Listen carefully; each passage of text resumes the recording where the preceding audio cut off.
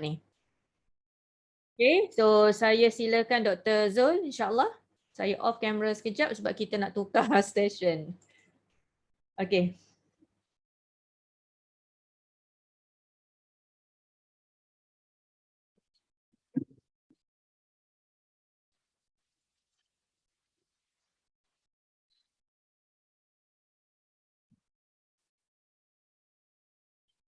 Okay, Assalamualaikum warahmatullahi wabarakatuh dan salam sejahtera semua.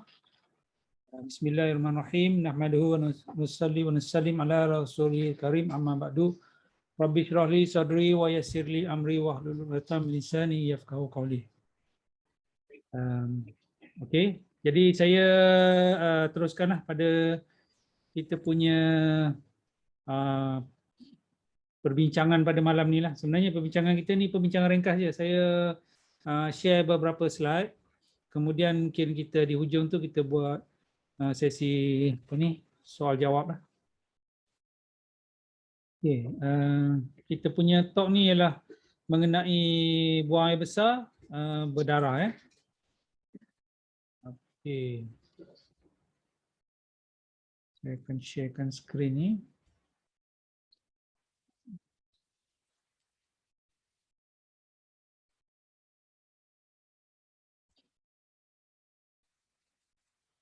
Okay, boleh nampak saya punya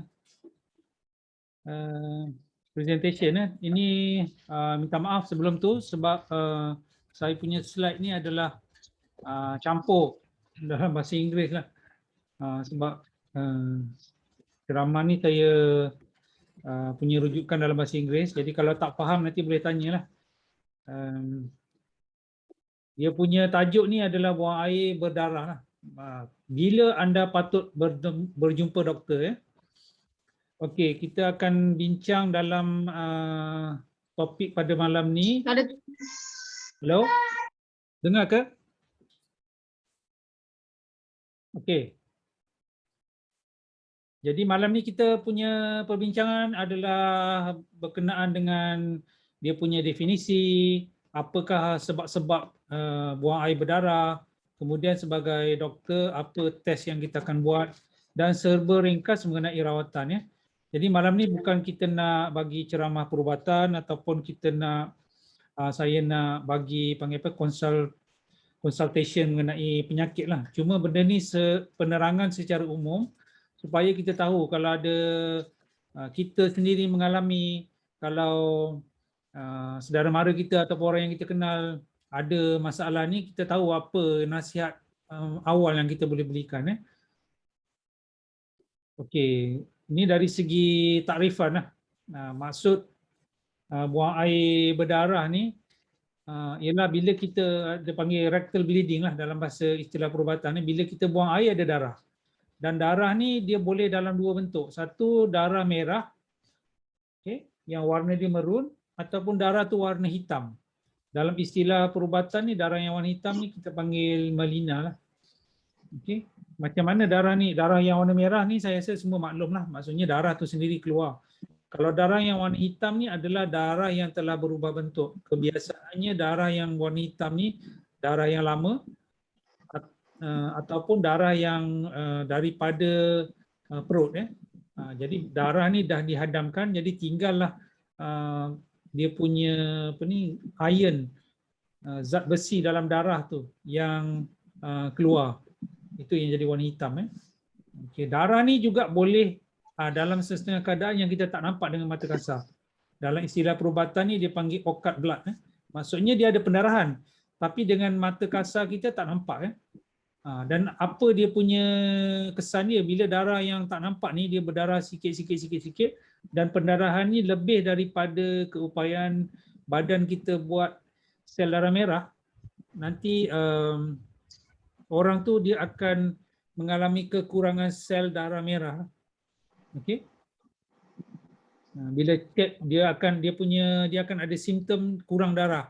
Badan akan rasa letih, kepala akan rasa pening, bila bangun berjalan akan cepat penat, okay, dan sebagainya.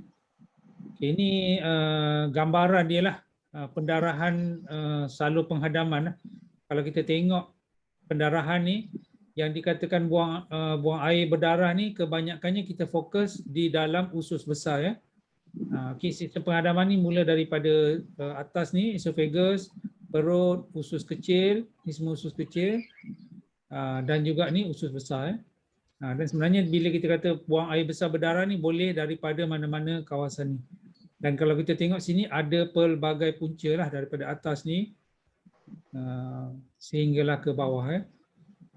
Okay, nanti saya akan fokuskan beberapa punca utama lah yang sering berlaku ni, pendarahan ni, buang air besar berdarah ni. Okey, nombor satu saya nak cerita sikit, ini sebab berdasarkan pengalaman negara lah. Dan juga pengalaman saya bekerja beberapa tahun. Kalau kita duduk di luar negara, penyakit diverticulum ni adalah punca utama pendarahan buang air berdarah. Okey, kalau dulu 20 tahun lepas sebelum saya pergi ke luar negara, penyakit diverticulum ni sangat jarang di Malaysia sehingga kerana dia jarang berlaku, jadi bila dapat pendarahan ni dia susah nak kesan, pertama. Yang kedua, dia akan jadi doktor ni akan jadi kekeliruan apa punca sebenar buang air besar berdarah ni. Dan 20 tahun lepas kemudahan untuk buat pemeriksaan punca buang air besar berdarah ni belum menyeluruh. Apa maksud diverticulum? Kalau kita tengok pada gambar ni, dia adalah sebahagian daripada usus kita yang menggelembung keluar.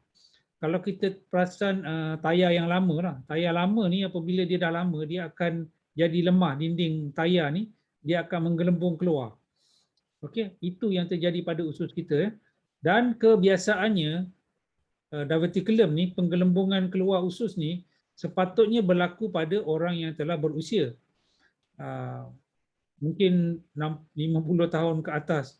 Tetapi sejak akhir-akhir ni, masalah diverticulum ni berlaku pada awal usia. Belasan, 20-an, 30-an. Okey. Kenapa? Nanti saya akan terangkan kemudianlah kenapa sebenarnya. Dan kalau kita tengok pada gambar ni, diverticulum ni, bila usus ni menggelembung keluar sebenarnya, dia akan terkeluar sekali dengan bahagian usus ni salur darah. Dan bahagian ni adalah nipis. Kalau kita tengok di sini ni, lapisan sepenuhnya usus ni dia ada lapisan luar, lapisan otot, lapisan dalam dan juga ada salur darah. Bila dia menggelembung keluar ni, dia akan bawa sekali salur darah. Dan salur darah ni adalah halus. Dan salur darah ni mudah pecah. Dan salur darah pecah ni yang menjadi punca kepada pendarahan usus ya. Okey.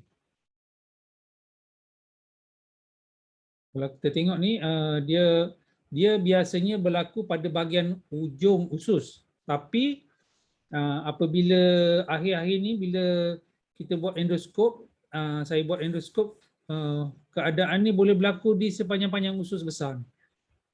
Nanti saya akan terangkan kemudianlah kenapa ya.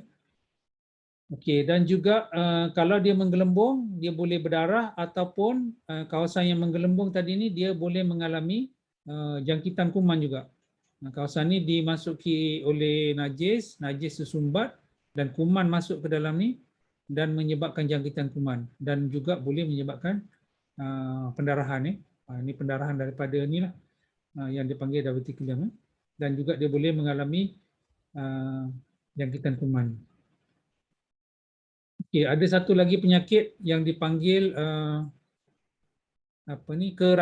penyakit keradangan usus ataupun dipanggil inflammatory bowel disease. Tak apa kalau nak catat ke, ini saya tak pergi lebih detail lah sebab penyakit ni adalah penyakit yang jarang berlaku pada kita. Apa yang berlaku ialah bahagian usus besar ni diserang oleh antibody kita sendiri.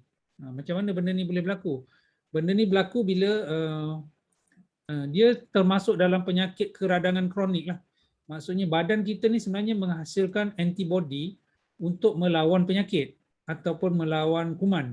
Tetapi dalam penyakit keradangan usus kronik ni ataupun dipanggil inflammatory bowel disease ni, antibody dihasilkan, antibody ni menyerang sendiri usus.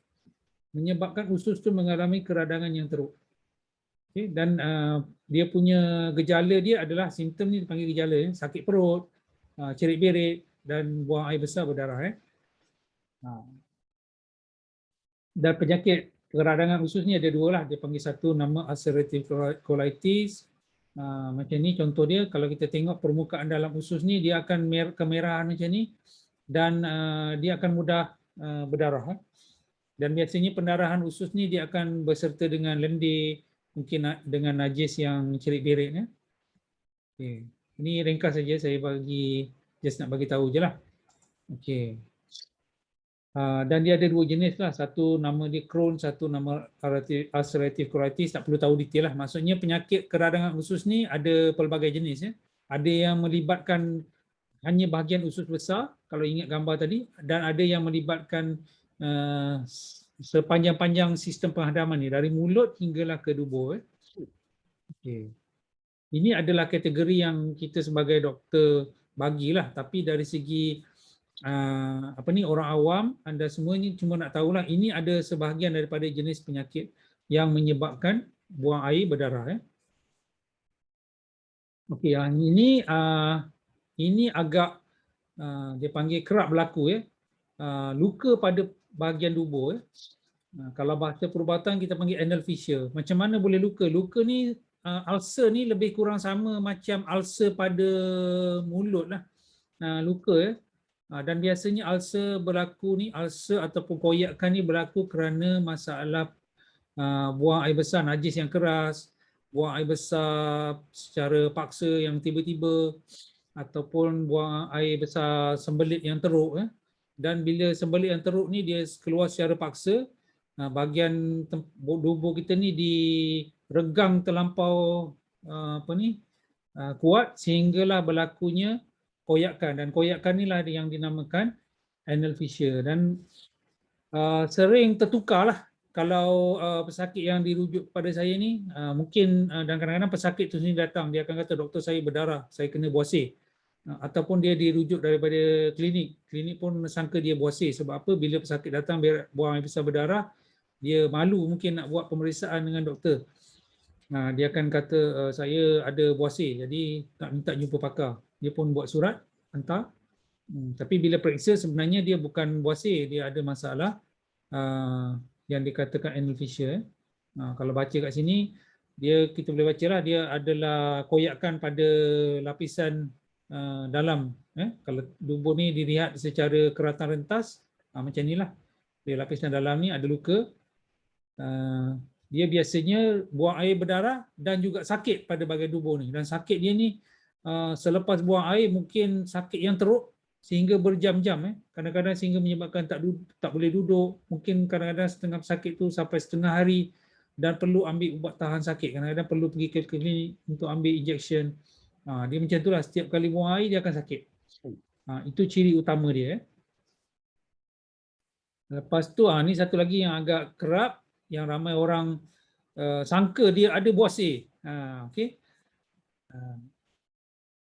Buasir ni sebenarnya, okey, ni kalau tengok gambar ni betul-betul, sebenarnya buasir ni adalah tisu pada bahagian usus kita. Tisu pada bahagian usus kita, kalau tengok di sini, tisu pada bahagian usus kita. Tisu ni sebenarnya ada pada semua orang.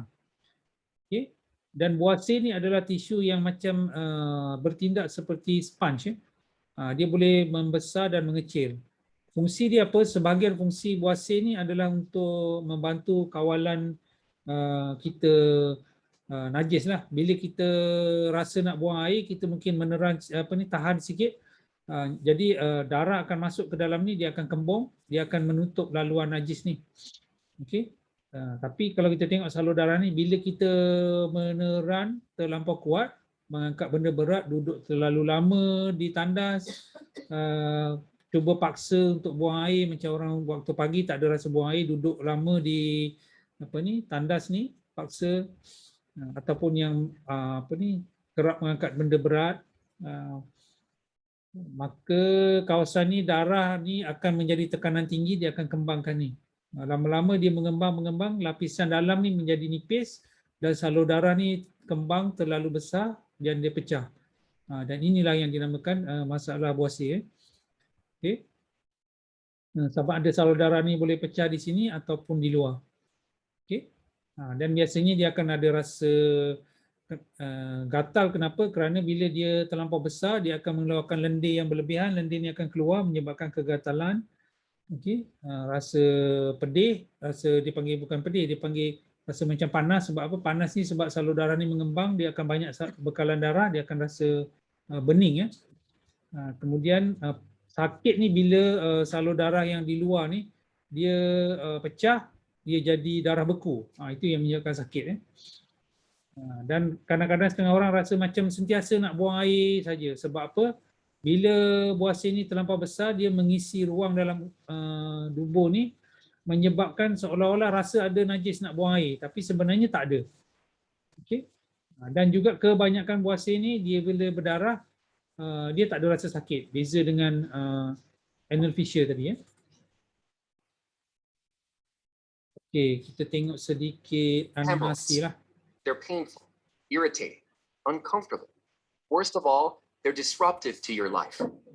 But what are they exactly? Hemorrhoids are really just cushions of tissue in the lower rectum.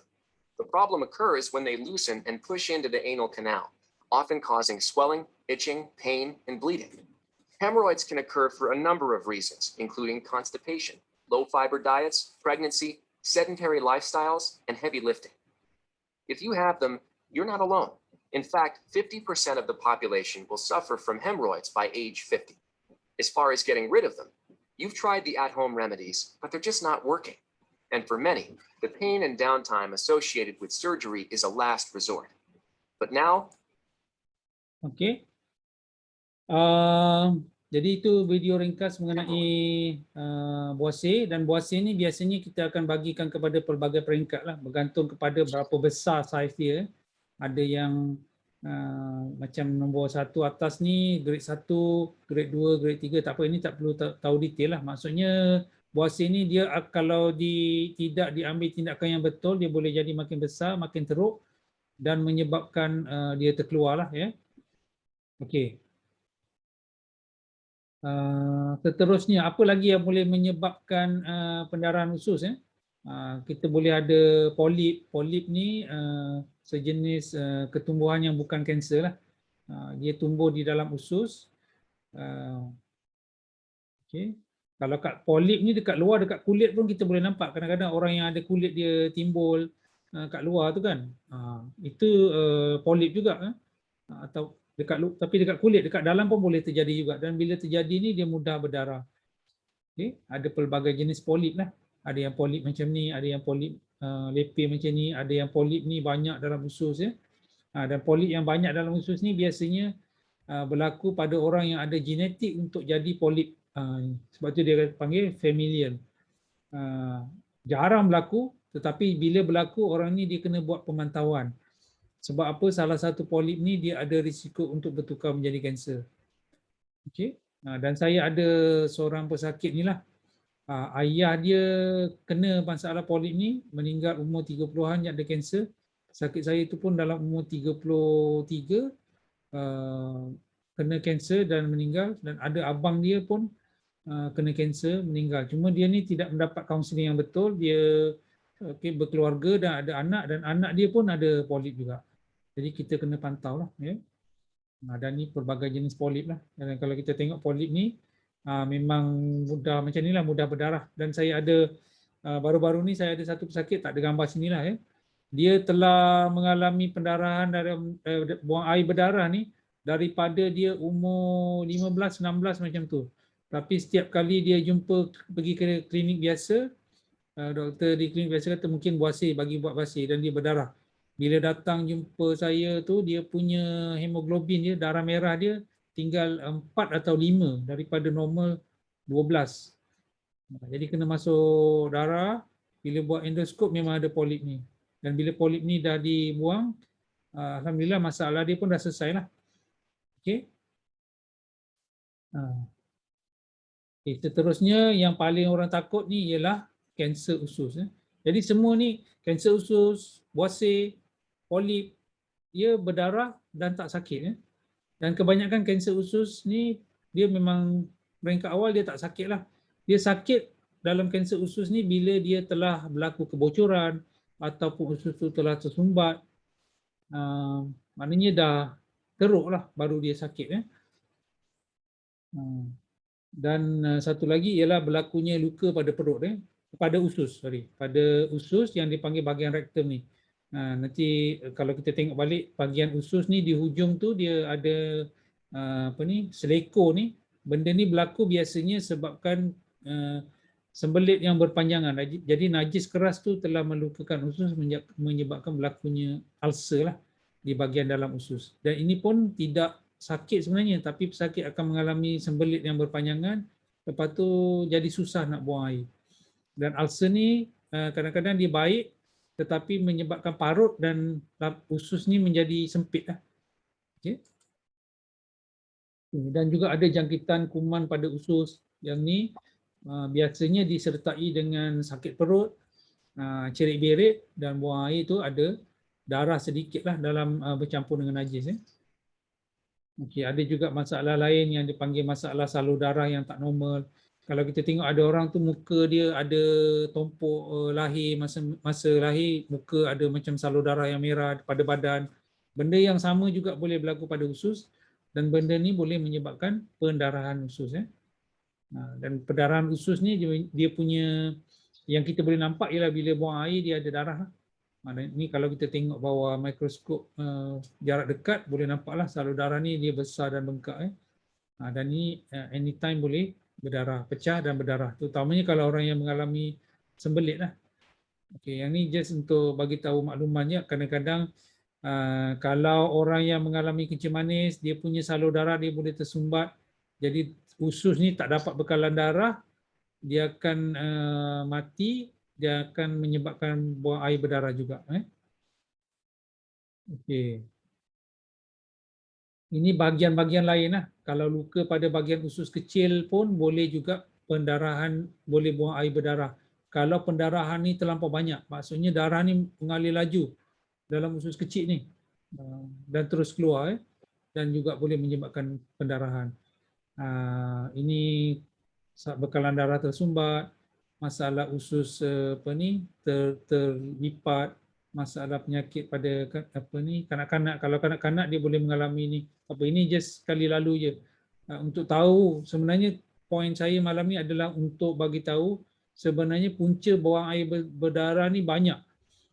Dan dengan kita bagi tahu doktor, saya buang air besar berdarah kan. Tak ada orang yang secara spontan boleh bagi tahu apa punca dia.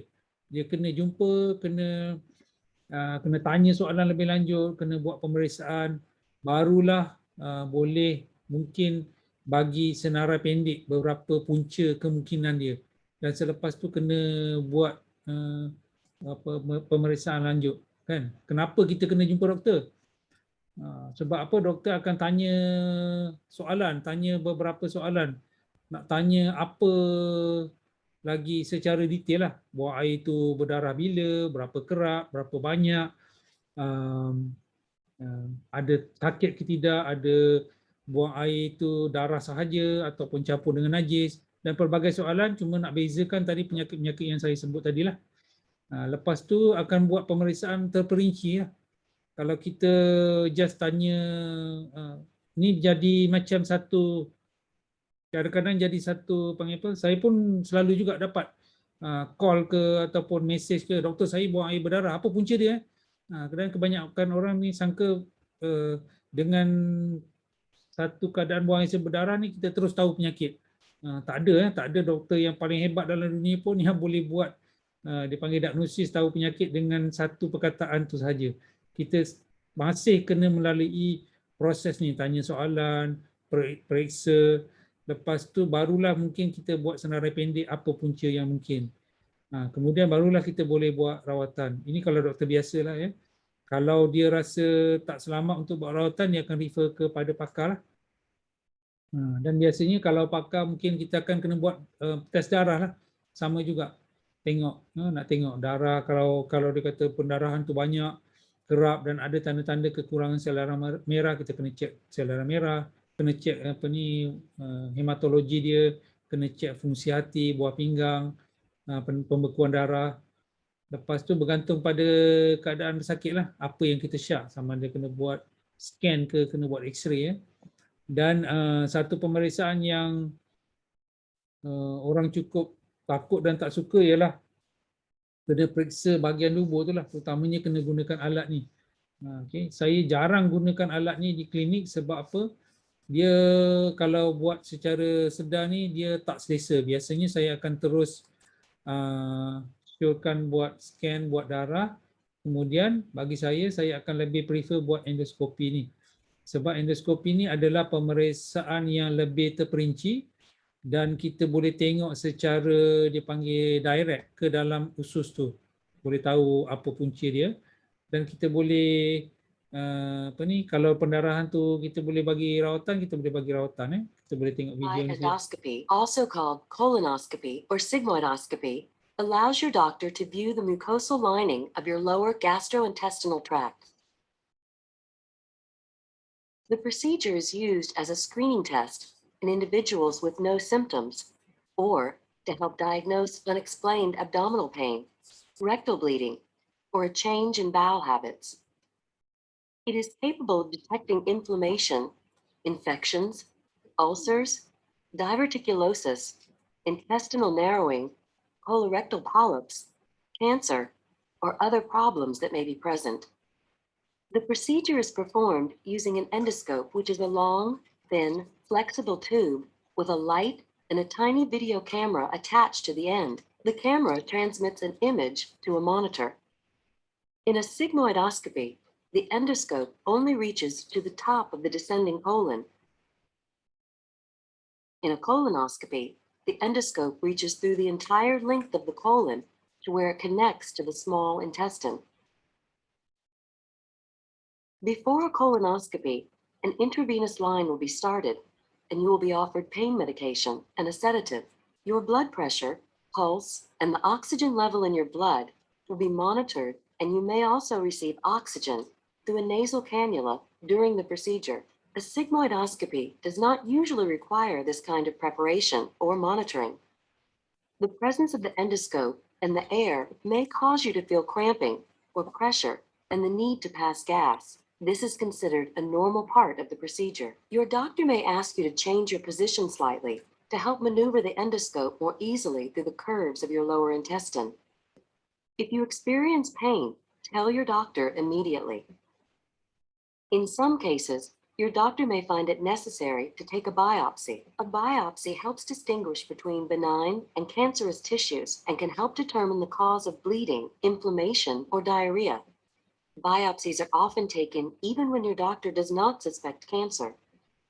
If one or more polyps are discovered, your doctor will generally remove them in a procedure called a polypectomy. He or she will usually use a snare to remove the polyps and then cauterize their bases to control bleeding. After the procedure, you will be monitored for about half an hour until the effects of any medications you have taken wear off. You will need to arrange for a ride home, particularly after a full colonoscopy. Endoscopy. Okey. Jadi itu saja dia panggil overview yang saya nak share pada malam ni lah. Jadi seterusnya sebenarnya usus ni adalah sebahagian daripada sistem penghadaman kita lah. Kita dah habis jadi sebenarnya tadi pasal pendarahan usus. Saya cuma nak pergi sedikit ialah sebenarnya macam mana kita nak jaga usus kita ni supaya sihat. Kan? Usus kita ni sebenarnya sebahagian daripada sistem penghadaman dan kesihatan usus ni adalah bergantung kepada apa yang kita masukkan pada mulut kita. Yang itu kebanyakan kita ni dah lupa dan tak sedar lah. Bila ada masalah usus, kita lupa bahawa sebenarnya itu adalah kesan daripada tabiat pemakanan kita yang mungkin dah lama menyebabkan makanan yang masuk dalam perut kita ni menjadi masalah kepada usus. Kalau kita tengok dalam dunia sekarang ni ada banyak bakteria dan bakteria ni akan masuk ke dalam usus kita lah. Okay? Dan kalau kita tengok dalam usus kita ni, berat bakteria ni dalam usus ni boleh mencapai hingga 2 kilogram. Kalau diasingkan, bakteria dalam usus ni boleh mencapai hingga 2 kilogram, 4 pound kat sini. Ini unit bahas orang putih 4 pound ni lebih kurang 2 kilogram. Okey. Kemudian ada lebih kurang 100 bilion bakteria dalam setiap gram kandungan usus. Maksudnya kalau najis kita tu 1 gram, dalam 1 gram tu ada 100 bilion bakteria dalam tu. Okey. Dan kalau kita tengok ni, analisa bakteria dalam usus akan boleh mengagak obesiti dengan ketepatan 90%. Dan bakteria dalam usus juga mempengaruhi tabiat kita melalui 100 neuron dalam usus. Okay? Dan sebab itu usus ni dikatakan second brain. Dan ramai orang datang jumpa. Dia kata, doktor, kalau kita masalah usus, dia akan rasa pening, dia akan rasa tak selesa. Sebenarnya boleh. Dan kalau kita baca kajian-kajian yang dah ada mulakan kajian mengenai fungsi dan peranan usus dan bakteria dalam usus, dan bakteria dalam usus ni dia telah ada kajian khusus. Dia kata mempengaruhi sifat dan personality seseorang tu. Okey, macam mana kita nak jaga usus yang baik? Kita kena makan, banyakkan makanan berasaskan tumbuhan. Sebab apa berasaskan tumbuhan? Makanan yang kita makan ni, kita kadang-kadang lupa, kita makan ni sebenarnya untuk dapatkan zat dia, dan makanan ni juga adalah makanan untuk bakteria dalam usus kita, dan bakteria dalam usus kita ni membantu untuk memproses lagi makanan dan menjamin kesihatan usus kita untuk penyerapan zat. Okay, dan dia akan jadi satu cycle. Bila kita makan makanan yang merosakkan bakteria baik dalam usus kita tak sihat, kita secara keseluruhan pun akan jadi tak sihat. Jadi kena makan fiber yang cukup.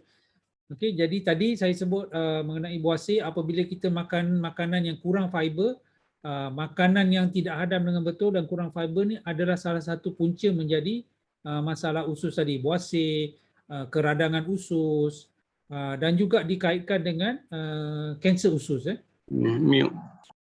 Okey. Dan kita kena elakkan makanan proses. Okey.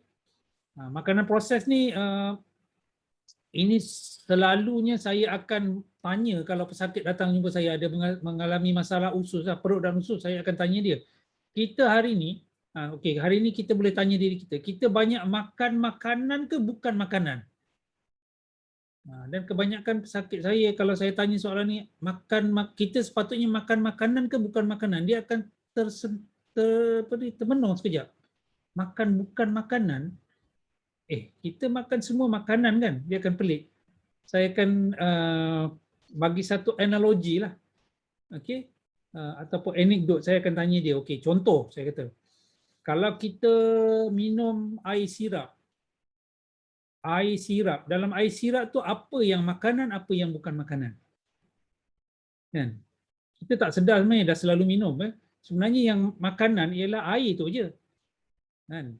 Dia punya pewarna tu bukan makanan. Katalah natural, kalau dulu mungkin orang ambil daripada bunga rose letak dalam tu, dia natural. Tapi sekarang ni kebanyakan adalah pewarna, dan pewarna tu bukanlah makanan. Yang lebih teruk kalau pewarna tu ada pengawet.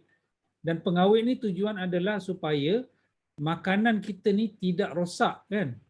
Makanan ni rosak sebab kuman. Jadi kalau makanan tu tak rosak, sekarang ni bila kita makan makanan tu ada pengawet, pengawet ni apa dia akan buat? Dia akan masuk dalam sistem penghadaman kita, dia akan bunuh kuman baik dalam sistem penghadaman kita. Jadi bakteria baik ni yang dipanggil probiotik dalam sistem penghadaman kita ni, dia akan mati. Dan ini akan mengganggu sistem penghadaman kita dan akan merosakkan badan kita lah secara keseluruhan.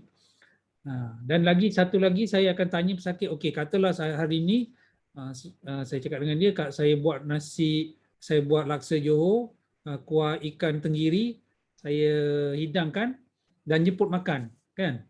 Lepas tu dia akan tanya, Saya akan tanya doktor buat bila ni? Saya kata saya masak laksa ni 3 bulan lepas. Kalau saya bagi kat tuan-tuan semua ni kan, saya keluarkan hidangan datang rumah, tanya bila buat ni? Saya kata buat 3 bulan lepas. Agak-agak nak makan tak? Laksa nampak sedap, bau sedap, tapi masak 3 bulan lepas. Agak-agak nak makan tak? Siapa yang nak makan? Jadi kalau pesakit saya, dia kata tak makan lah, ni dah buat 3 bulan lepas. Tapi bila kita pergi pasar raya ataupun kita beli makanan segera yang daripada GrabFood kan, yang jenama M, K, P semua tu, bila agaknya makanan tu dibuat okay? Kita fikir sendiri kan. 3 bulan lepas, 6 bulan lepas, okay? Tapi kita tetap beli dan kita kena tambahkan dalam pemakanan kita yang ada probiotik lah. Probiotik ni adalah bakteria baik, dan gunakan minyak yang daripada contoh minyak yang berkualiti. Kat sini pun ini saya ambil saranan daripada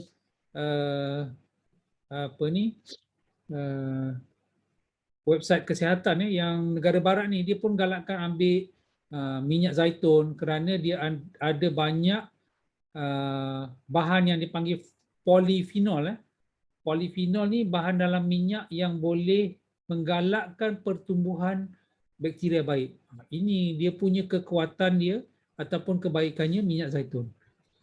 Okey, dan antibiotik yang kita makan. Okey, kadang-kadang kita jumpa doktor demam, sakit sebagainya, doktor terpaksa berikan antibiotik kan untuk penyakit kita lah.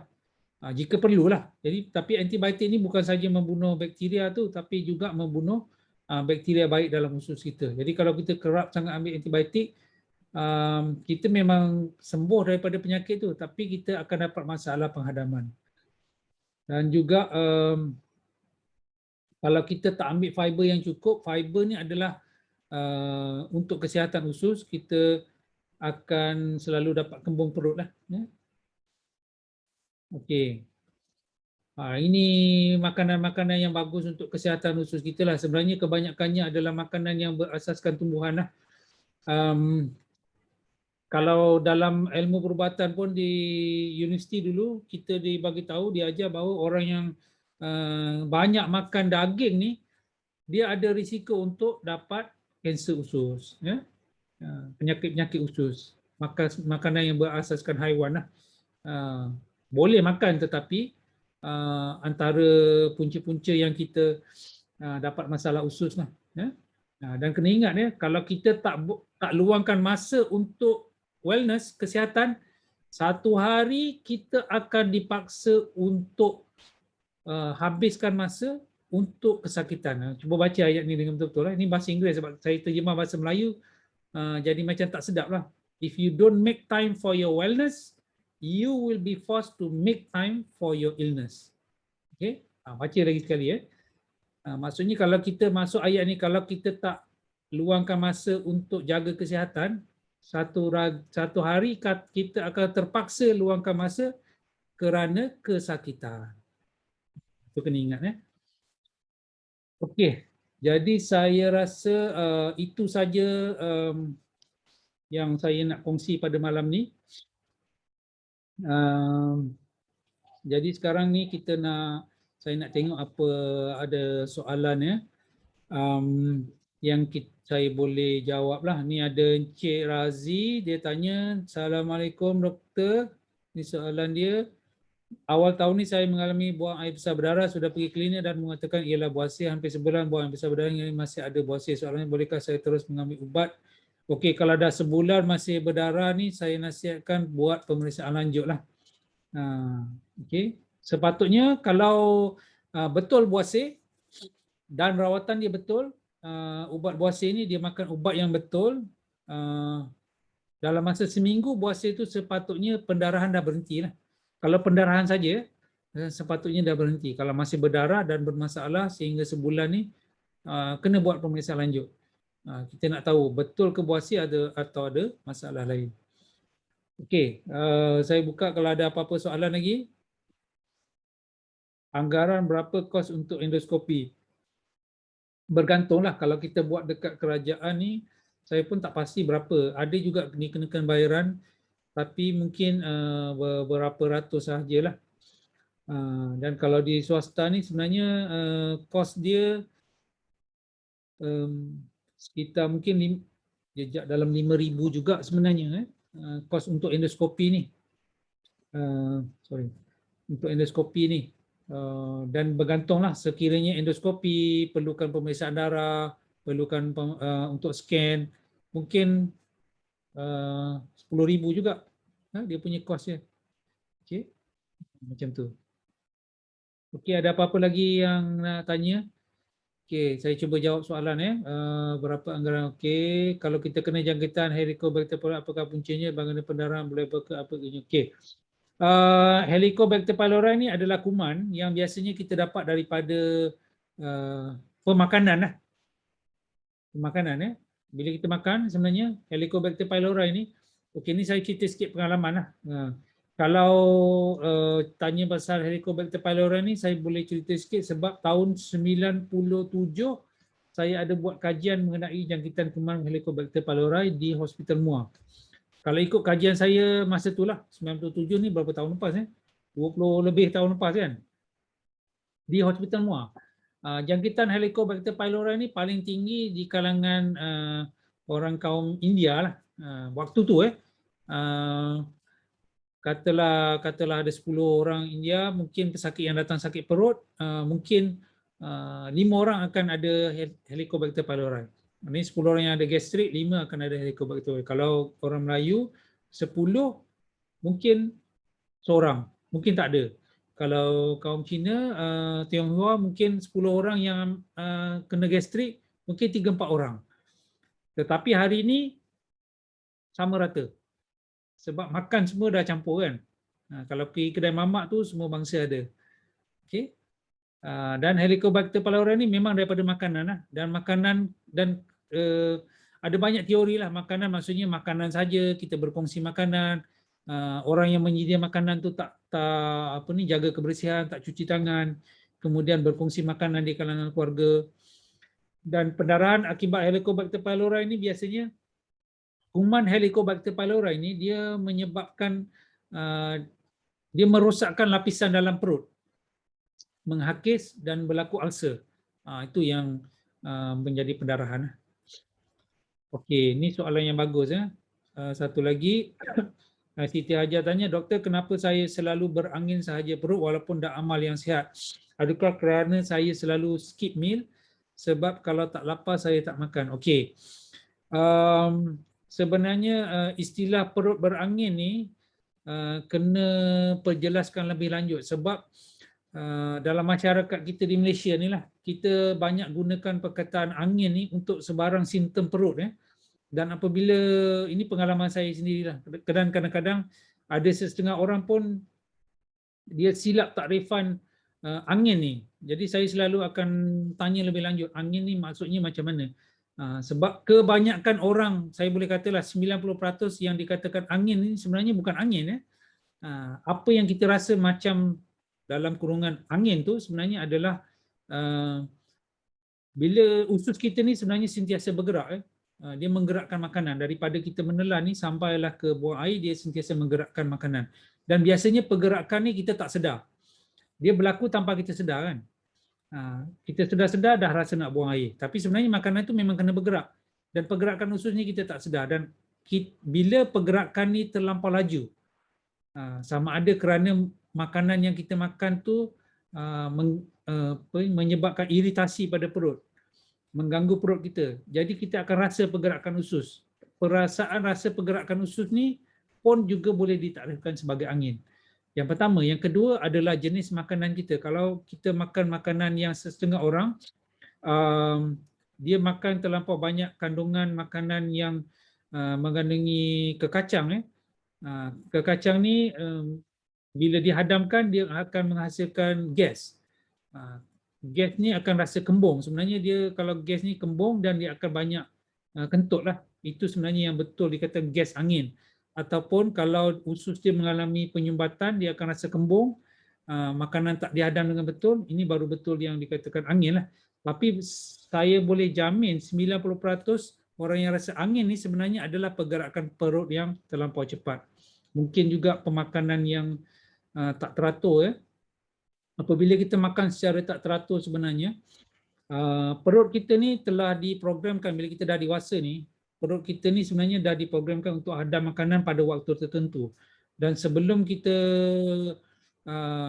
sampai waktu makan ni, perut kita dah siap-siap keluarkan asid untuk hadamkan makanan secara automatik. Jadi bila kita tak makan, asid ni tak ada apa yang nak dihadamkan. Jadi apa berlaku ialah perut ni akan hakis, asid ni akan hakis perut kita sendiri dan menyebabkan perut kita menjadi sensitif.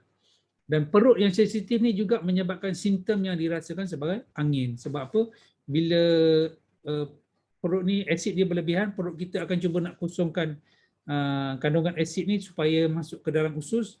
Pergerakan usus akan jadi cepat. Inilah yang dikatakan angin. Jadi kalau macam tu kena tengok balik tabiat pemakanan, apa yang kita makan, masa kita makan, berapa banyak kita makan. Dan kalau kita tak boleh makan pun, selalu saya pesan pesakit saya, masa makan ni kena jaga. Kalau tak boleh makan pun, at least kita kena minum air supaya air ni boleh neutralkan asid dan asid ni tidak mengganggu perut kita. Kenapa bila saya sakit perut, pinggang belakang badan, punggung juga sakit. Okey.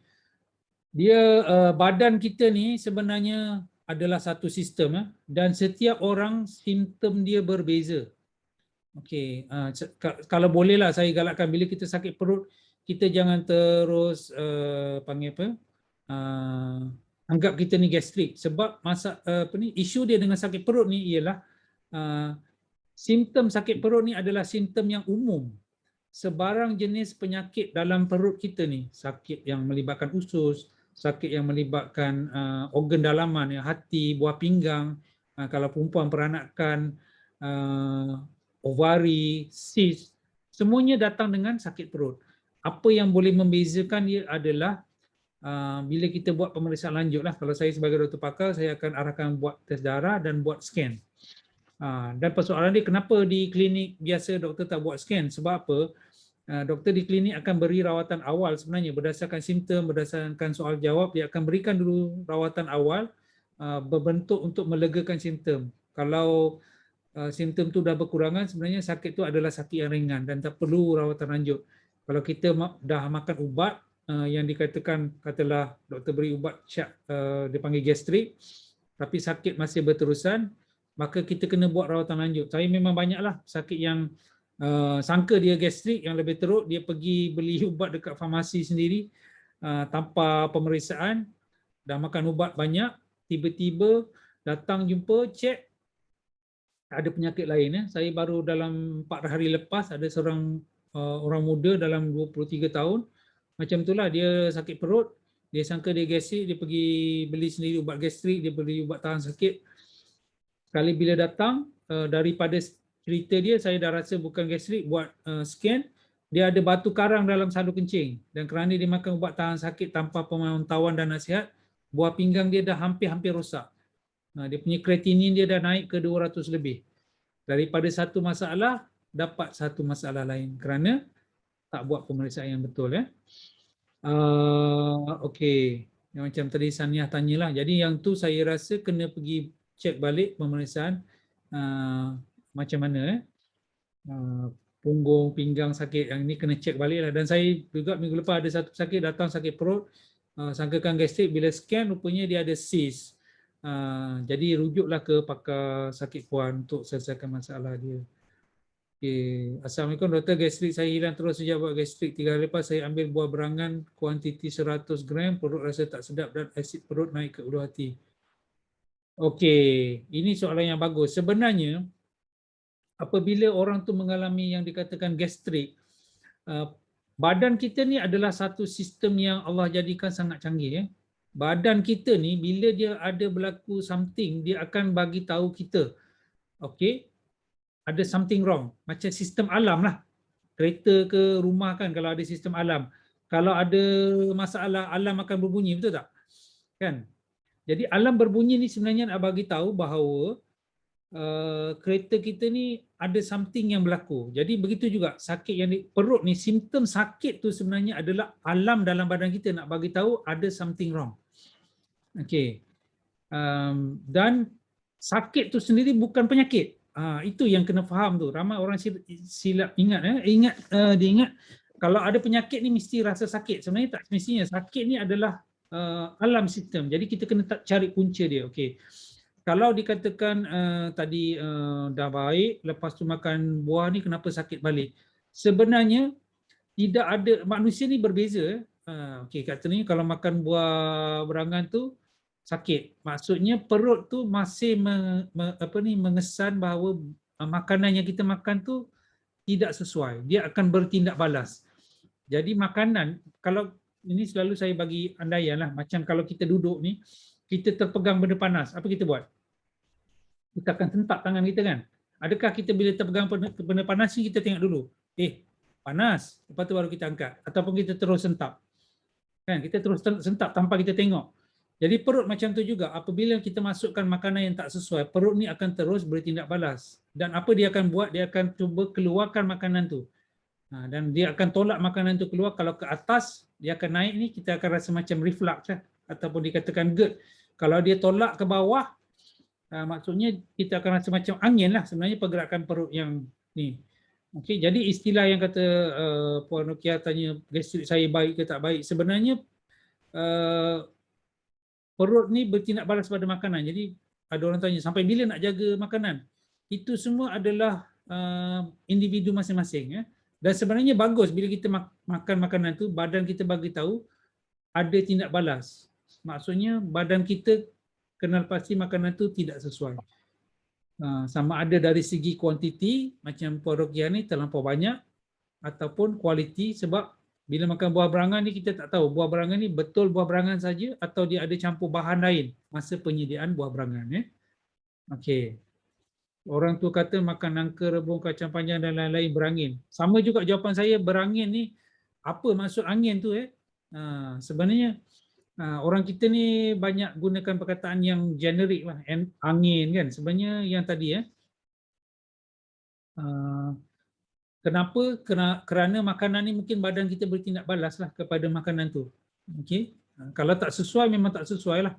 Tidak ada doktor yang boleh menjadikan orang tu dia makan makanan tu dia rasa tak sesuai dengan badan dia, doktor bagi ubat dia boleh makan. Kan? Sebenarnya bila kita makan makanan tu perut kita tak boleh terima, itu sebenarnya memang Allah jadikan makanan tu tak sesuai. Mungkin ada sebab lain. Mungkin sebelum tu kita dah makan makanan yang menyebabkan perut kita ni jadi sensitif. Kebetulan kita makan makanan yang disebut tadi nangka dan sebagainya. Okey. Nak kata orang tua kata makanan rebung, saya rasa mungkin orang tua tu dia ada masalah perut dia sensitif. Dia makan makanan tu, dia kata oh ni tak boleh makan. Okey, dan dia umumkan pada untuk semua orang.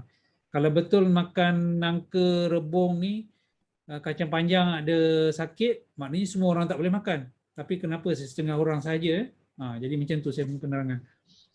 Bagaimana gastrik itu boleh pergi kepada anxiety? Okey. Sebenarnya apabila perut ni dia ada satu saraf daripada otak masuk ke dalam badan kita ni pergi ke perut, nama dia saraf vagus. Dan anxiety ni adalah respons kepada apa yang berlaku pada badan. Okey. Kalau faham, maksud anxiety ni adalah respon kita punya psikologi kita kepada apa yang berlaku. Jadi sebab tu ada orang yang kena masalah sakit perut ni dia berlaku, dia katakan anxiety ni. Anxiety ni ataupun panic attack ke, sebab itu badan dia. Jadi yang pertama sebenarnya kena rawat punca penyakit tu. Okey. Kalau kebanyakan orang yang berlaku ialah apabila dia makan, tadilah dia punya proses dia makan makanan tu masuk dalam perut cuba nak keluarkan makanan tu secepat mungkin, dia akan naik ke dada. Kawasan dada ni badan kita ada sensor. Jadi bila makanan pergi ke dada, sensor ni akan kesan dan dia akan berlaku respons lah. Jantung akan menjadi laju, pernafasan akan jadi cepat. Jadi apa yang biasanya saya nasihat, kena cek pemakanan kita. Dan masalah dengan ramai orang adalah, saya bukan kata Puan Salasi, saya ada ramai, ada pesakit yang pernah tanya saya dalam Facebook, saya cakap dengan dia, jaga pemakanan. Dia kata, saya dah jaga makanan doktor, tapi bila saya intai dia punya Facebook, dia makan macam-macam. Dan dia tanya, doktor saya beli ayam KFC, kena sakit perut, kena GERD, kena anxiety, tak boleh ke makan KFC? Jadi kalau macam tu, dia sendiri pun dah tahu apa makanan tak boleh makan. Dia minta macam saya bagi nasihat supaya bagi ubat, dia boleh makan apa yang dia nak. Sebenarnya tak boleh. Makanan tu memang perut kita dah bagi tahu tak sesuai. Jadi kalau tak sesuai memang tak boleh makan lah. Cuma kita sebagai doktor ni biasanya ubat untuk masalah ini dah topik lain sebenarnya, tapi tak apa. Sistem penghadaman juga. Apabila orang mengalami masalah gastrik ke GERD ni, ubat kita 3 je. 1, kawal asid dalam perut yang dikatakan kontrol ranitidine dan sebagainya. Yang kedua adalah untuk neutralkan asid dalam perut. Seperti ubat yang kapur, okay, sama ada yang kunyah ataupun yang cecair, Gaviscon. Yang ketiga adalah ubat untuk kawal pergerakan usus. Ini selalu saya cerita dengan pesakit. Maksudnya usus tu menjadi pergerakan dia terlampau cepat, kita cuba kawal supaya pergerakan dia menjadi lebih teratur. Okay, tapi pada masa yang sama, kena jagalah pemakanan yang mengelakkan daripada menaikkan asid dalam perut, boleh menyebabkan perut menjadi irritable. Yang itu kita tetap kena jaga. Dan perut menjadi irritable itu semualah yang mendatangkan penyakit anxiety. Banyak berfikir boleh sebabkan pendarahan. Tidak. Kalau banyak berfikir boleh menyebabkan pendarahan. Ahli-ahli pemikir negara semua berak berdarah. Tak. Sebenarnya ada sebab tadilah pemakanan. Mungkin sebabkan dia berfikir tadi pemakanan dia tak teratur. Itu sebenarnya masalah yang tidak berkaitan lah. Senang cerita. Sebenarnya sebabkan pemakanan. Adakah breast cancer juga boleh menyebabkan pembuangan najis berdarah? Sahabat saya dari breast cancer baru ni mengalami najis berdarah. Okey. Ini sebenarnya dia ada perkaitan. Berkaitan dari segi macam mana orang yang ada breast cancer dan masalah usus ni, dia ada satu genetik dia panggil BRAC, satu genetik yang menyebabkan orang tu mudah terkena masalah kanser payudara dan juga masalah usus. Okay. Orang yang dalam keluarga dia ada masalah kanser payudara boleh ada masalah usus. Yang ni kalau punya kawan ni kena buat pemeriksaan lah. Saya tak boleh bagi tahu macam saya sebut tadi awal-awal dengan tanya soalan ni apa ni kanser najis berdarah ke, kita kena pergi detail, kena jumpa dia, kena tanya apa punca dia punya najis berdarah ni. Boleh salah satu yang saya sebut tadilah. Ya. Okey, Puan Rukia kata tak boleh ambil buah berangan. Berangan-angan have a dream boleh. Jadi buah berangan tak boleh dah Puan Rukia ya. Okey. Baik, ada lagi apa-apa soalan nak tanya? Saya rasa malam ni sesi kita pendek saja, santai-santai. Saya lebih pada Q&A lah dan saya pun tak ada apa-apa yang ni. Soalan lanjut. Okey, ada apa-apa lagi? Siapa nak tanya soalan? Untuk extra virgin olive oil, boleh tak advise the best acidity level kalau less than 0.4? Okey. Okey. Soalan ni secara jujur saya pun tak ada jawapan untuk Puan Siti Fatimah ni. Acidity kepada dari segi medical ni kita tak ada panggil apa? Tak ada, saya sendiri tak ada maklumat mengenai acidity extra virgin olive oil. Okey. Cuma kalau kita minum sebab dan menyebabkan sakit tak sesuai lah ya. Secara khusus saya tak pasti mengenai acidity level dia ni. Cuma secara logik kalau perut kita memang asid berlebihan, kita tak bolehlah ambil makanan yang terlampau berasid ya. Buang air besar mesti berapa kali sehari doktor? Kalau kita buang air besar 4 ke 5 hari macam mana? Okey, benda ni common sense lah. Kan? Apa yang masuk kena keluar Saleh. Kan kalau sehari kita makan 3 kali takkanlah tak ada yang keluar kan. Jadi sekurang-kurangnya sekali sehari lah yang sihat. Kalau kita sehari makan 3 kali tapi benda tak keluar, maksudnya banyak yang tertinggal di dalam, maksudnya pergerakan usus kita tak bagus. Bagi saya lah at least sekali sehari kena buang air. Jadi bila tak ada hari-hari ni, maksudnya perjalanan usus kita tak bagus. Dan ada masalah lah tu. Sama ada masalah tu akan datang sekarang atau datang kemudian. Kalau 4-5 hari sekali tu memang sangat-sangat tak bagus. Dia akan ada kemungkinan untuk dapat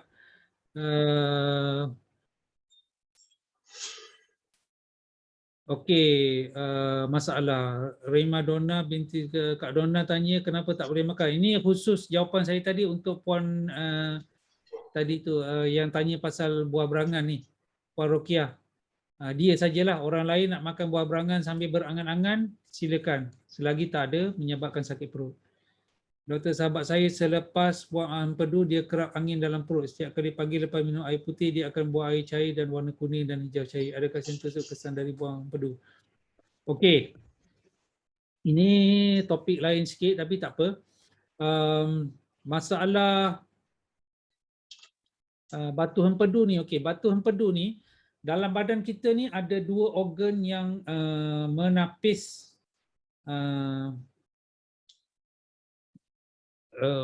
darah. Satu ialah buah pinggang, satu lagi adalah hati. Okey, saya nak jawab soalan Umi Aisyah. Okey, ini yang lain pun boleh dengar jugalah. Ini satu benda yang agak penting juga. Okey. Kejap saya sharekan gambar ni sekejap. Okey.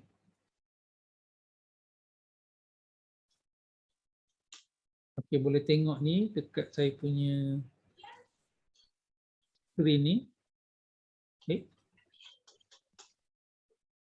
Boleh nampak ke? Okey, kalau tengok ni kita punya hati ni adalah sebahagian daripada penapis pada badan kita. Okey, satu fungsi hati adalah penapis. Yang kedua fungsi hati adalah untuk menghadamkan makanan. Yang ketiga, hati adalah sebagai stor simpanan. Yang keempat, hati juga sebagai kilang untuk membuat vitamin, membuat zat pemakanan. Hati juga sebagai sistem pembekuan darah. Hati juga sebagai simpanan tenaga. Okey. Jadi hati kita ni banyak fungsi dia lah. Okey. Jadi apabila berlakunya dalam, sebab tu ada dua organ pada badan kita ni yang boleh berlaku batu karang. Satu adalah hati, satu lagi adalah buah pinggang. Jadi hati tadi puan yang ni bertanya saya tadi ni, bila berlaku je batu karang, maksudnya pundi empedu ni dah rosak dan dia akan menjalani pembedahan buah empedu. Kalau kita tengok, ini sistem penghadaman kita. Cecair penghadaman dan cecair untuk buang toksin ni dia akan masuk dalam tiub ni, dia akan simpan dalam pundi empedu. Bila banyak sangat toksin dalam badan, pundi empedu ni akan mengalami kerosakan. Toksin ni akan melekat pada dinding empedu, menyebabkan berlakunya pemendakan dan batu karang. Jadi terpaksa buang sebab empedu dah rosak. Apa berlaku ialah sekarang ni jus penghadaman dan juga cecair untuk empedu ni kita tak makan, injak kat ujung ni dia akan tutup. Jadi cecair empedu ni akan berkumpul dalam tiub ni. Bila kita makan barulah cecair ni keluar. Okey, kalau yang kawan tu tengok pada dia bila operation kadang setengah orang bila selepas buang pundi empedu, tiub ni dia akan ambil alih fungsi simpanan ni. Dia akan panggil apa? Akan membesar. Jadi cecair ni akan simpan sementara. Bila kita makan barulah cecair ni keluar. Kadang-kadang ni sampai masa untuk sembuh dan ada setengah orang tiub ni membesar, dia tak akan sama macam keupayaan pundi empedu ni lah. Dia akan ambil mungkin 40% hingga 60% fungsi. Jadi selepas pembedahan empedu pun kita masih kena jaga pemakanan juga. Jadi ada makanan yang terlampau berminyak, makanan yang berlemak, orang tu tak boleh makan terlampau banyak lah. Bila makan terlampau banyak, makanan tu sebagainya tak boleh dihadam. Jadi simptom tu sebenarnya bukan saja simptom selepas buang empedu. Kalau orang tu sebelum buang pundi empedu pun sebenarnya simptom ni dia dah ada. Tetapi dia tidak ubah cara pemakanan dia. Jadi orang yang dah buang kodek tu ni kena jaga pemakanan dia. Kalau dia nak makan macam orang yang apa nama tu orang lain, dia akan menghadapi masalah lah. Jadi pesan dekat kawan tu dia kena jaga pemakanan dan kena kalau ni kena belajar dengan orang yang ni cara pemakanan yang betul lah. Maksudnya betulkan sistem penghadaman dia balik ya. Okey. Doktor nasihat gunakan supaya tak makan sejuk, pedas, masam, daging semua berempah. Kalau dah tak keluar darah lagi, bila jangka masa boleh makan balik yang sedap-sedap. Okey, bila dah betul-betul sembuh lah. Tapi kena ingat ya, makan ni kita macam mana pun kena tetap kena jaga pemakanan, makanan yang sihat lah. Kena tengok balik kita punya makanan apa yang menyebabkan kita punya masalah usus tadi ya. Kalau saya selalu bagi perumpamaan lah, kita dah ambil makanan tambahan, kita dah nak sihat, tapi kita masih mengamalkan makanan yang tak sihat menyebabkan kita sakit. Macam kita ni mandi beli minyak wangi yang mahal-mahal, Oud Saudi yang harga 600 sebotol, tapi kita pakai minyak wangi Oud Saudi sambil kita duduk dalam longkang. Lepas tu kita kata tak berjaya lah Oud Saudi ni. Badan tak wangi pun. Sebenarnya bukan masalah Oud Saudi tu tak wangi. Kita pakai Oud Saudi tu badan kita duduk dalam longkang. Jadi tak berjaya lah. Jadi kita kena keluar daripada tabiat kita panggil buang air makanan yang cara hidup yang tidak sihat. Okey, Miss Wandi tanya najis tenggelam dengan timbul ni sebenarnya timbul ni bila terlampau banyak lemak lah, maksudnya secara logik lah minyak ni dia akan timbul. Mungkin apabila kita makan terlampau banyak minyak, kadang-kadang kalau orang yang makan ubat untuk kurangkan kolesterol, najis dia pun boleh timbul. Dari segi signifikan sakit ni kena tengok individu tu sendiri, apa pemakanan dia, ada makan ubat ke tidak. Kadang-kadang orang yang ada kolesterol tinggi, doktor bagi ubat yang untuk kurangkan kolesterol, menyebabkan kolesterol keluar dalam najis pun najis boleh timbul juga. Jadi sama ada orang najis timbul ni berpenyakit atau tidak, itu satu persoalan yang banyak perlu lagi dibincangkan lah, kena tengok secara detail lah. Tapi kalau maknanya najis tu timbul, kemungkinan dia lemak banyak dalam tu, kena tengok balik pemakanan dia ke apa punca dia. Kalau anak-anak yang macam mana doktor, kalau anak-anak macam mana ya? Macam doktor sama juga ya. Maksudnya macam mana ni Saleh? Saya tak berapa tangkap soalan ni. Kalau anak-anak macam mana? Sama juga. Maksudnya sama juga macam mana? Sekejap. Okey. Nanti type balik Saleh tanya. Anak-anak ni, doktor anak saya 4 tahun ada eczema dan kerap sembelit, perlu ke saya bawa pergi hospital? Okey. Eczema sembelit, sebenarnya eczema ni ataupun sembelit ni kena tengoklah ya. Sembelit ni pun pemakanan juga. Okey, hari ni saya boleh bagi tahu bahawa ramai kanak-kanak remaja menghadapi masalah sembelit. Okey, dan juga orang yang muda lah. Bila datang hospital, kita buat endoskop ke normal, tak ada apa-apa. Lepas tu saya selalu tangkap datang cek pesakit ni masa dia lepas makan. Saya tengok aja dalam pinggan dia. Saya cakap dengan dia, saya dah tahu dah awak sakit apa. Dia kata macam mana doktor boleh tahu? Saya tengok dalam pinggan ni dah tahu. Semua tak boleh kata 90% tak makan sayur lah, ataupun kurang makan sayur. Macam saya sebut tadi. Jadi kalau anak-anak mengalami sembelit ni kena tengok balik. Macam pengalaman saya, anak saya dulu sembelit sebab susu yang diminum. Okey, dan ramai juga kanak-kanak ni sembelit kerana makanan lah, susu sebab susu yang dibuat ni dia nak buat susu ni kandungan dia tinggi. Jadi dia kena buat susu tu pekat. Jadi bila susu tu pekat, dia menjadi salah satu punca sembelit. Eczema pun sama juga. Tengoklah pada pemakanan dia. Kena betulkan pemakanan. Okey, kalau Wan ni ada orang yang jemput ni, cuba belajar dengan siapa yang jemput malam ni, apa pemakanan yang perlu dijagalah.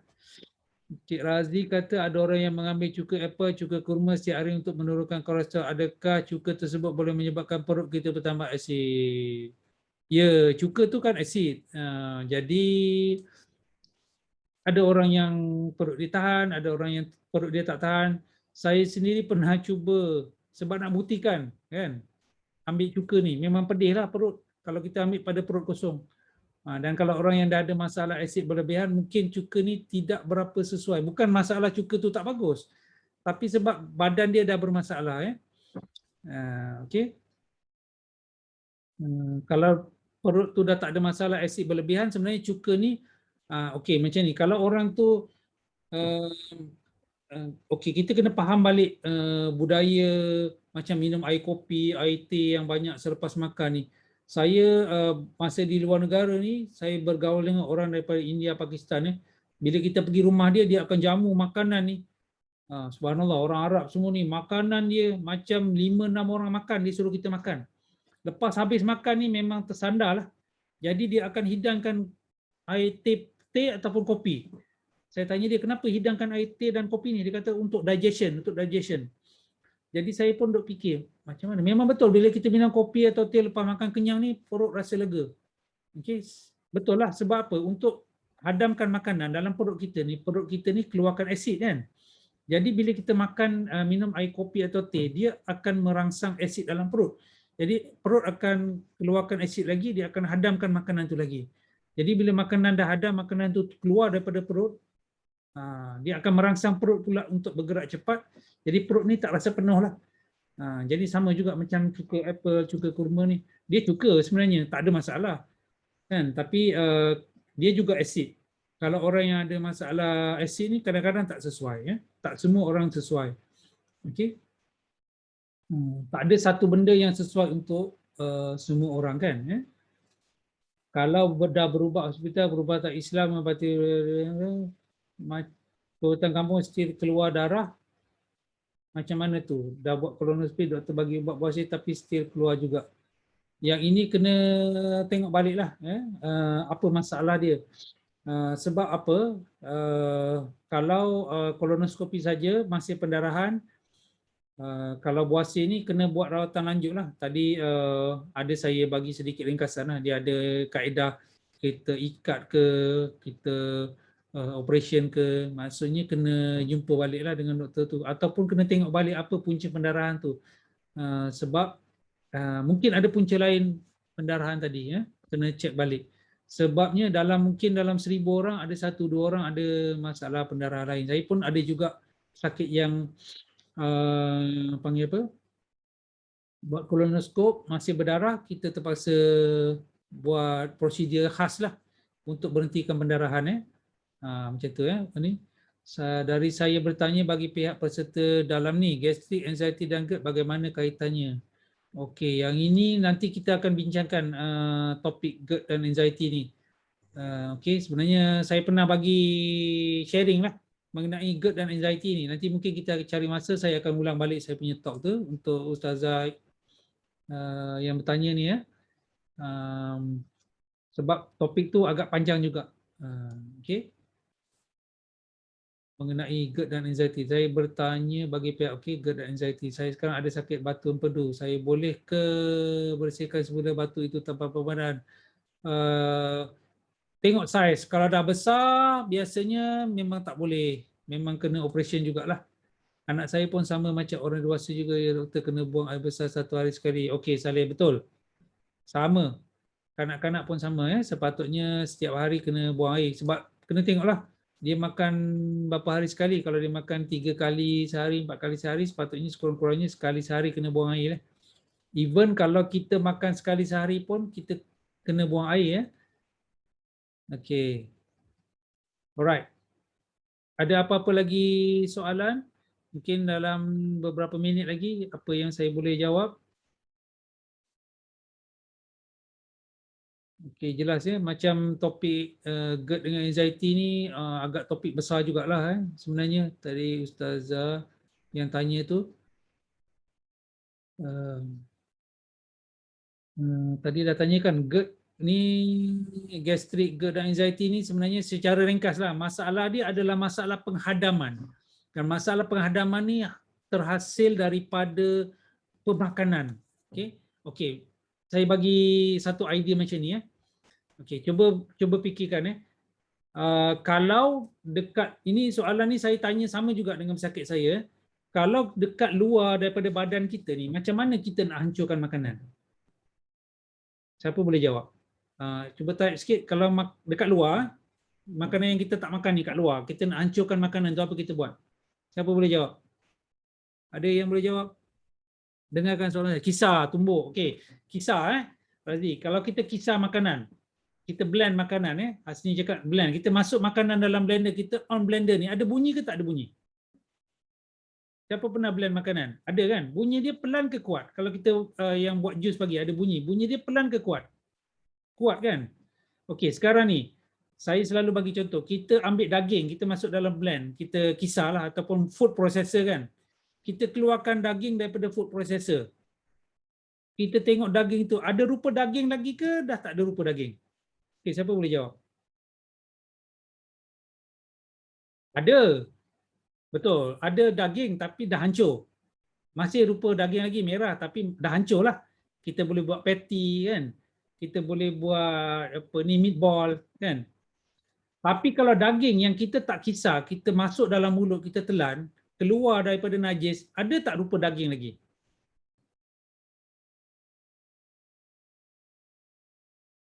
Buang air besar, ada ke siapa yang buang besar rupa daging? Tak ada kan? Jadi mana lagi kuat? Perut kita ke blender? Okay. Perut lah lagi kuat kan? Macam mana perut ni boleh hancurkan daging ni tanpa bunyi macam blender?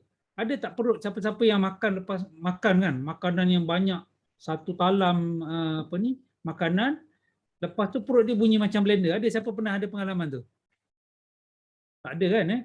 Jadi perut kita ni dia hadamkan makanan, dia gunakan asid kan. Jadi asid yang dalam perut ni dia hadamkan makanan. Asid biasa-biasa ke asid yang kuat?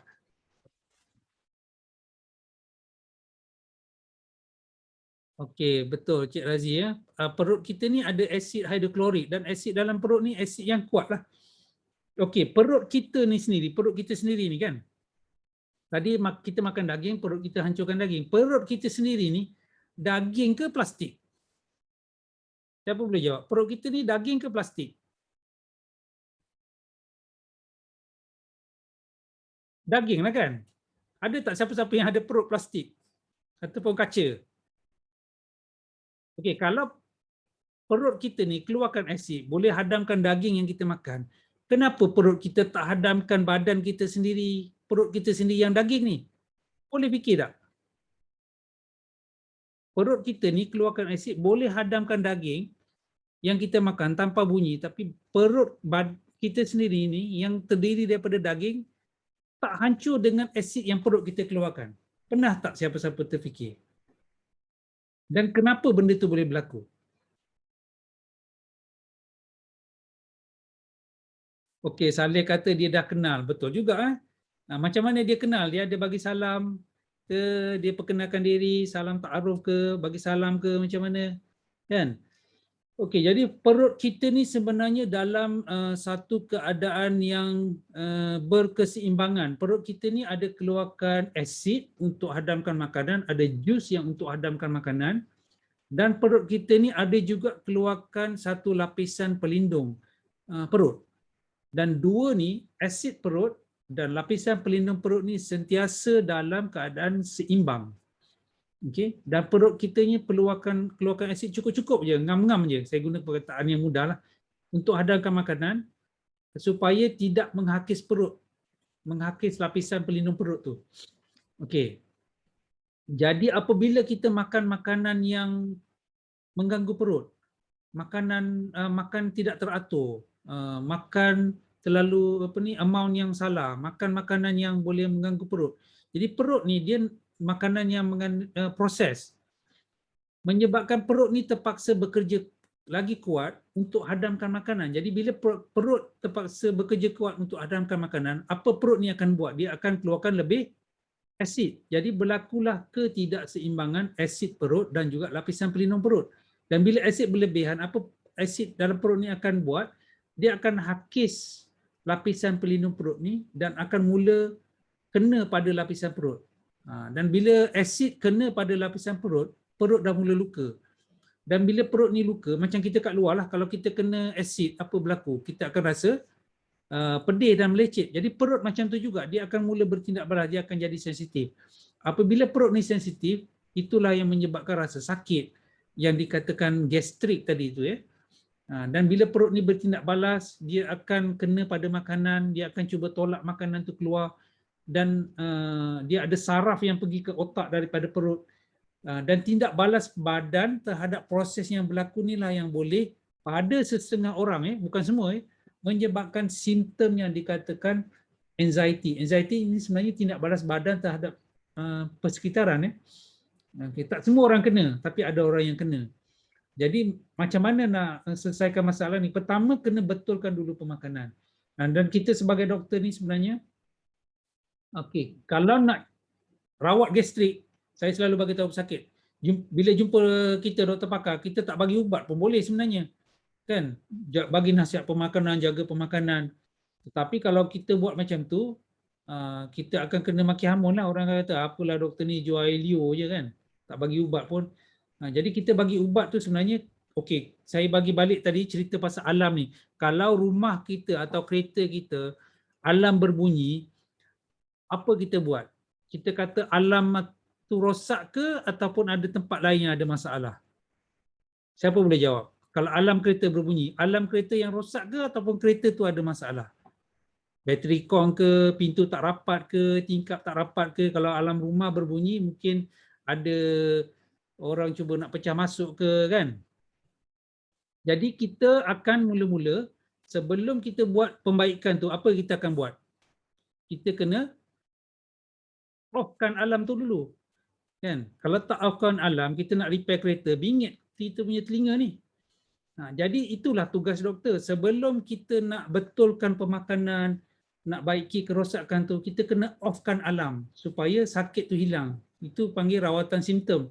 Jadi sebab itulah doktor ni dia bagi ubat untuk hilangkan rasa sakit tu, untuk kawal asid dalam perut, untuk bagi ubat supaya lapisan pelindung perut, bagi ubat supaya perut ni tidak bergerak terlampau cepat. Kadang-kadang doktor ni akan bagi ubat yang dipanggil ubat angin. Sebenarnya ubat yang dikatakan ubat angin tu untuk supaya perut ni tidak bergerak terlampau cepat ya. Tetapi pada masa yang sama, pemakanan pun juga kena betulkan. Dalam banyak keadaan, kita doktor dah bagi ubat, pemakanan tidak dibetulkan. Jadi macam saya bagi contoh tadilah, dah pakai minyak oat Saudi yang harga 500 botol tapi duduk dalam longkang. Jadi tak baiklah, mungkin bagi ubat, asid tu kurang, simptom tu akan sembuh. Tapi pemakanan tak jaga, bila ubat tu dah lama, ubat tu kesan dia kurang. Ataupun kita berhenti ubat, sakit tu datang balik. Maka orang akan ada impression, doktor ni tak ada ubat lah, kena makan ubat sampai mati. Sebenarnya bukan persoalan makan ubat sampai mati ya. Kena betulkan gaya hidup dan pemakanan kita. Ini Razi ni satu poin yang sangat bagus. Saya pun selalu bagi tahu, kalau betul gastrik ni orang tak boleh berpuasa, satu hari pun dia tak akan boleh berpuasa, tapi kebanyakan kalau kita tanya orang, yang gastrik ni dia akan boleh puasa. Kita tengok kawan-kawan kita yang kena dikatakan gastrik tu kan. Dia akan kata, oh tahun ni aku boleh puasa seminggu je, tahun ni aku boleh puasa 2 minggu je, tahun ni aku puasa mungkin 10 hari, akhir tak boleh puasa. Sebab apa? Sebenarnya bila puasa ni kejadian ciptaan Allah yang sangat indah ialah automatik bila kita berpuasa, perut kita ni akan kurangkan pengeluaran asid. Dan bila asid ni kurang secara automatik, sebab dengan niat berpuasa tu perut tu akan kurang keluarkan asid. Tapi sebab apa 10 hari berpuasa dia sakit? Sebab bila dah tak sakit 10 hari, buka puasa dia pun melantaklah. Pergi bazar Ramadan, order food panda, order grab food, makan macam tak ingat dunia. Jadi lepas tu lah sakit. Jadi dia pun salahkan puasa. Sebenarnya bukan salah puasa, salah pemakanan. Okey. Jadi anxiety dengan sakit perut tadi, dah faham puan tu ni ustazah tadi. Jadi kena betulkanlah pemakanan juga, amalkan pemakanan yang sihat. Kalau ada kawan tu yang ni, kita nasihat dan ajar dia cara pemakanan yang sihat, pemakanan yang betul. InsyaAllah dengan pemakanan yang betul, dengan kalau dalam ni ada yang coach yang jemput anda, amalkan pemakanan tu, insyaAllah badan kita akan dipulihkan. Di samping kita makan ubat tadi, dan satu masa ubat ni boleh berhenti. Dan nasihat saya biasanya aim Kalau pesakit yang kena gastrik, saya nak berhentikan dia ubat dan dengan jaga pemakanan saja. Dan jaga pemakanan ni bukan hanya untuk gastrik tapi untuk kesihatan sepanjang hayat. Okey, kita dah 10:29, ada mungkin 2 minit lagi. Ada apa-apa lagi yang nak bertanya?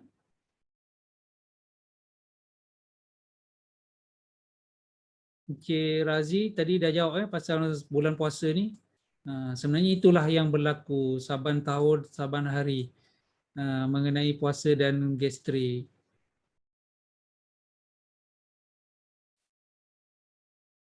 Okey, ada lagi 1-2 soalan? Okey, baik kalau tak ada soalan, saya rasa itu saja saya punya perkongsian pada malam ni, celoteh sembang-sembang sikit. Kalau ada yang baik itu ambillah sebagai pengajaran, mana yang tak baik itu jadikanlah sempadan ya, mudah-mudahan. Dan apa-apa yang tersilap tu saya minta maaf. Apa yang baik tu kita sama-sama cuba amalkan dan kita cuba sebarkanlah ilmu yang kita belajar. Ingat saya punya pesan tadi bahawa kalau hari ini kita tidak nak luang masa untuk jaga kesihatan, satu hari kita akan dipaksa untuk panggil apa? Menerima kesakitan. Itu saja, sekianlah dari saya. Wabillahi taufik wal hidayah. Wassalamualaikum warahmatullahi wabarakatuh. Assalamualaikum warahmatullahi wabarakatuh dan selamat malam semua. InsyaAllah kita jumpa di lain masa.